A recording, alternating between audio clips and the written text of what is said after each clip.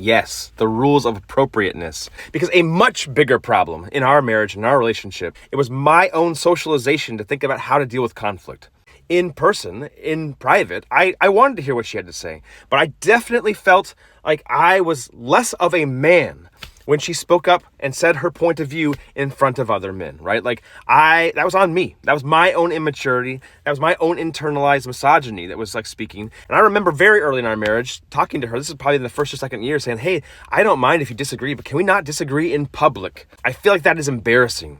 I feel like we're not on the same page. That's how I communicated it. I just want to be on the same page, right? So if you have a different point of view, that's fine, but we need to present as a united front. Now, here's the reality about life. Life does not always offer you the opportunity to take a time out and then go get on the same page on a united front, right? It doesn't. And so there were opportunities and there were times and there were conversations where my partner's point of view was needed, necessary for the health of our family unit. But because she did not want to make me uncomfortable, she didn't see certain opportunities, she didn't say certain things, because she was trying to respect the institution of marriage the way I had communicated it as important to me. She was trying to love me in the ways that I said would feel loving. I was not concerned on my end with loving her in ways that would feel supportive to her. So if you find yourself in a heterosexual relationship and you are a man in partnership with a woman and you claim to love her, I don't care if you've been there for 2 days or if you've been there for 2 decades, it's integral for you to understand that if you are silencing the voice of your wife at all,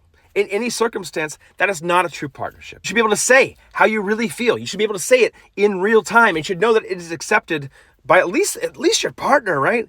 If the whole world is against you, if everybody else is saying we don't want to hear your voice, at least the person that you're married to, at least the person that you are committed to should have your back, should have your front, should be by your side. Whichever position is necessary, you are ready to be flexible and be in any of those in order to support the voice, desires, wishes, insights of this person that you care about, whose voice is needed and necessary in society for all of us to thrive. When I would not listen to my wife, or when I would tell her, not right now, later. Or I would say, I don't know about that. All of these things put her into a different category of basically subservience. I never consciously thought this person's less smart than me.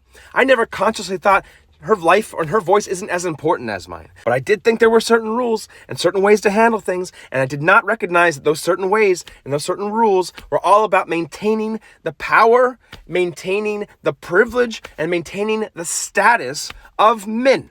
I slowly, consistently, and inadvertently broke the spirit of my partner through following the unwritten rules of the patriarchy. And guys, I'm telling you, I think a lot of us really do care. I think a lot of us really want to do well. I think a lot of us want to have healthy relationships. And you do not want to find yourself in the spot that I found myself, having had listened to men about what relationships should be and what it should look like, and not to my wife.